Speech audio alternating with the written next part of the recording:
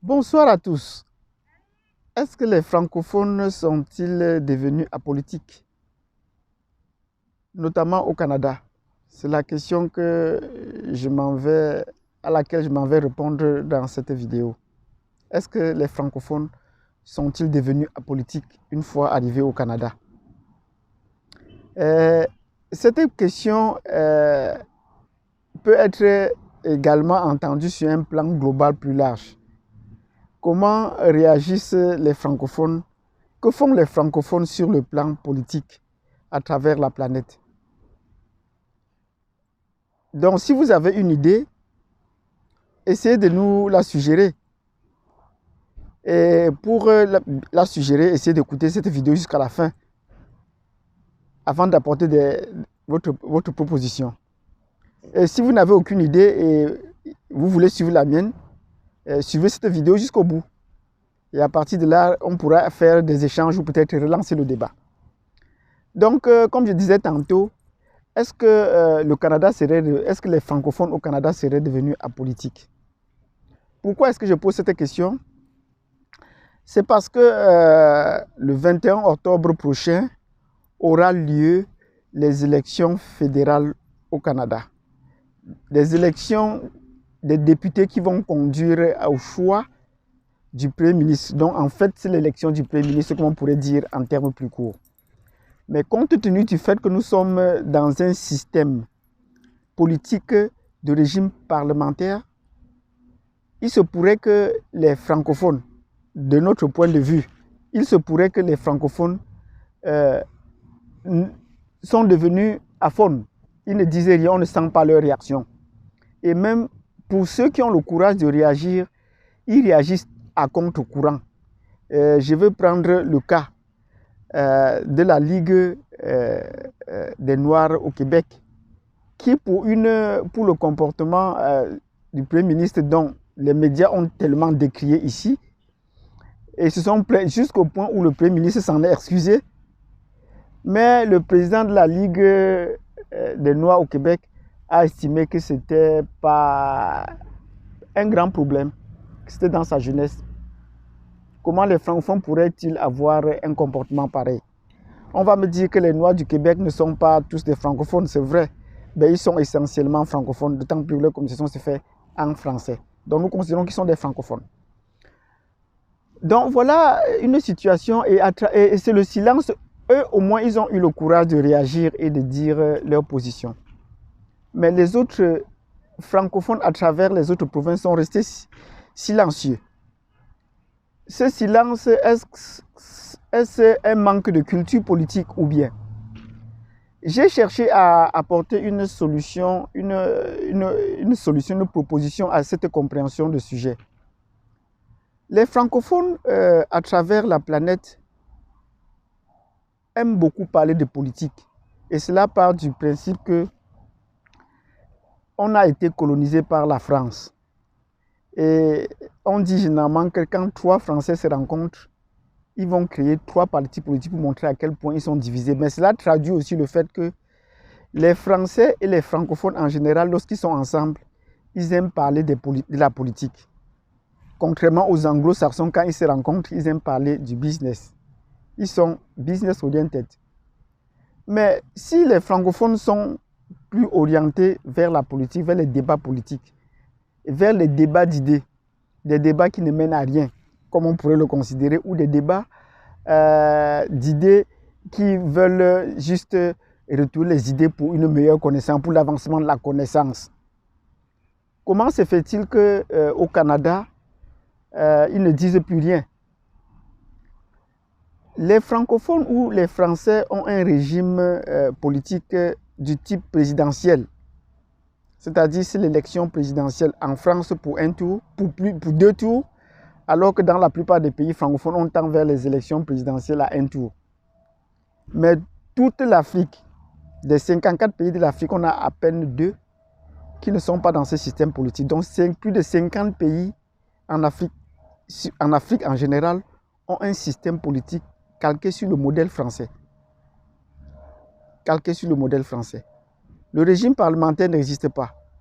Est-ce que ce silence des francophones, une fois au Canada, ne traduiraient pas leur déboîtement, leur incompréhension du système dans lequel ils sont.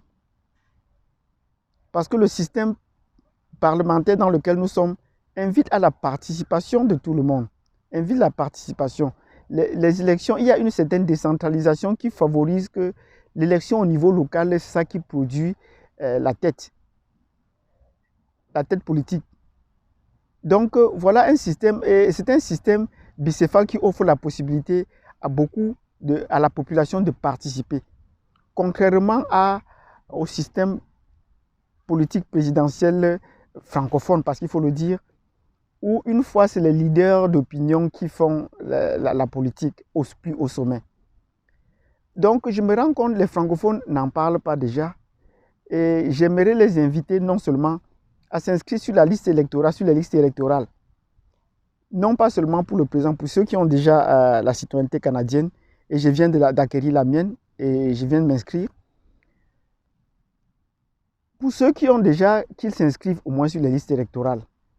Parce qu'ici, au moins, la participation aux jeux politiques non seulement fait avancer la participation, et c'est un devoir du citoyen de participer aux élections au Canada. Nous pouvons l'avoir et sans le faire.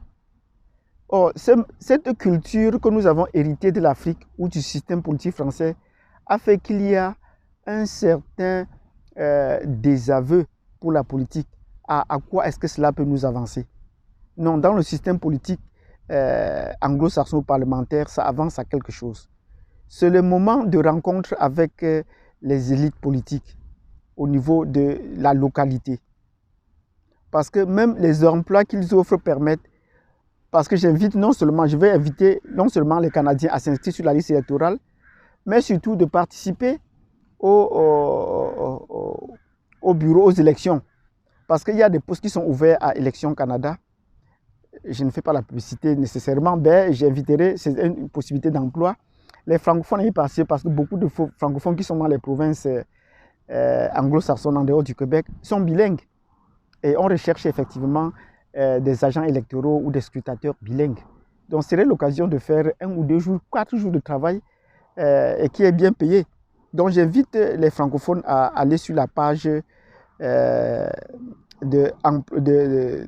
Élections Canada et de pouvoir non seulement s'inscrire sur la liste, mais également de pouvoir postuler aux différents emplois qui y sont. Il y a les emplois d'1 jour, il y a les emplois de 4 jours. À Zélizy, c'est intéressant. Et je vous rappelle, c'est un devoir. Ce n'est pas facultatif, c'est un devoir. En acquérant la nationalité, vous avez accepté que vous devez participer aux activités, que vous devez exercer votre droit de citoyen canadien, et c'est un devoir. Donc, vous avez le droit de voter.